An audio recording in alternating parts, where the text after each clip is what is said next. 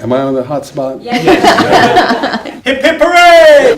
Yeah! You say, bam! Move!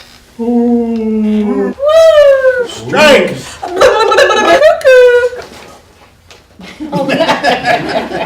Wow!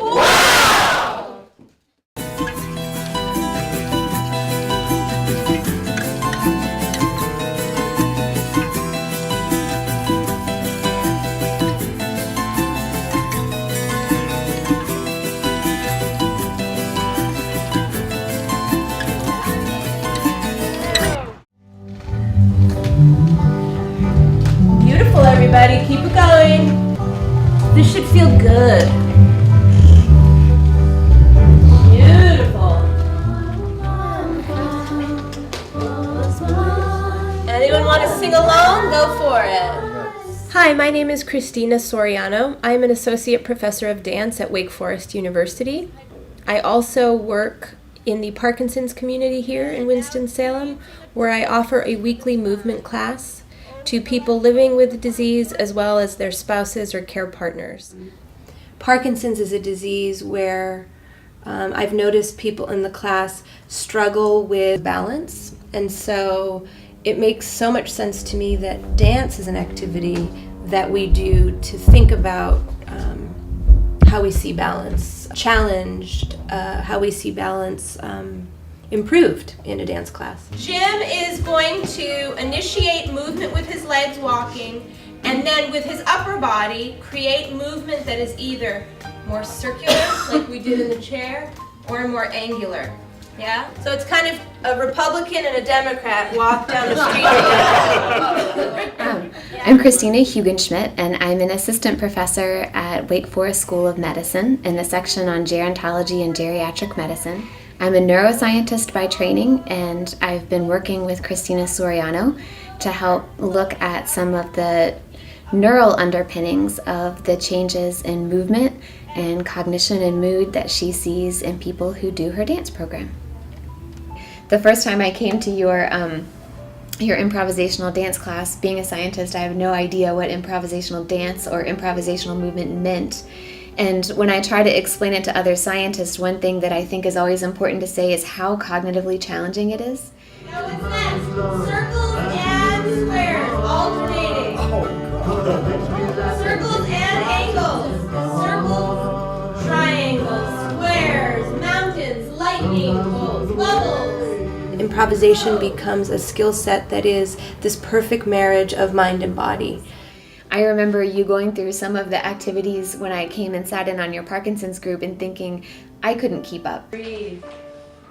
It's because not only is it fun and engaging, community building, mood boosting, it's very cognitively challenging. I've noticed people in the class struggle with making spontaneous decisions. Mm-hmm. As a movement person, that's what we do when we improvise. That's all right. Let's see how we can make our own movement and music.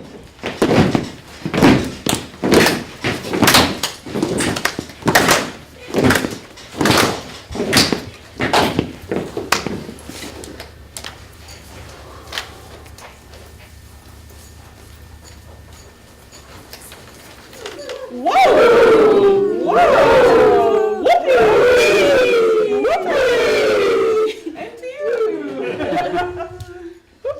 There isn't one right way to respond to the prompt. It can be interpreted many different ways and have a myriad of responses, and that's the intention of why improvisation exists.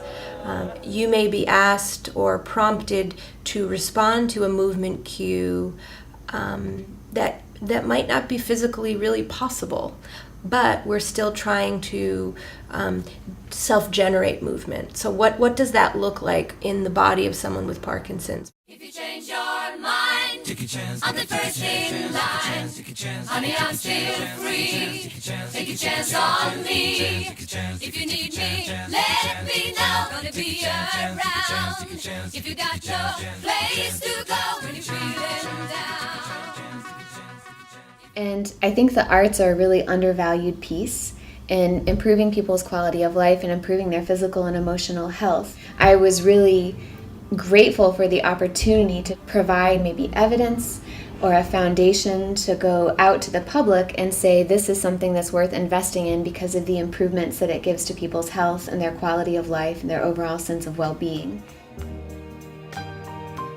I see the changes, an emotional change, there's a physical change, there is a different postural change, there is a different confidence in the way someone walks in the door versus they walk out of the door at the end of class. But how exactly you're going to measure the way that somebody walks differently out the door, and how exactly you're going to quantify that and turn it into a number to put a p-value with it is a fun challenge. It's been wonderful for me to have to codify it and to say these are some of the landmarks of things that have to happen in this improvisational class. So that other people could also take this model and use it. It's also simultaneously the biggest challenge, because when you work improvisationally, my interpretation of what that class might look like versus yours versus another dancer's versus a musician's, right? Mm-hmm. But I love the challenge and I love the conversations that have emerged. We're all so close to each other. Get in each other's spaces, in each other's hemisphere, and you're reaching with arms and hands. We're gonna have a fight over here. One of the most compelling things to me about your group is its longevity and the community that's formed around the dance class. Because with any kind of disease and with aging, one of the big barriers that people have is isolation. So not only is your dance class cognitively challenging and physically challenging, but the community is really surprising, the way it's formed and maintained. This is a group of people who are comfortable taking risks together. Taking risks is so important and is something that someone with Parkinson's mm-hmm. wants to avoid at every cost, right? But mm-hmm. this hour allows people a time to take risks in calculated ways that are safe, but still outside of the confines of what their disease determines they should or shouldn't do.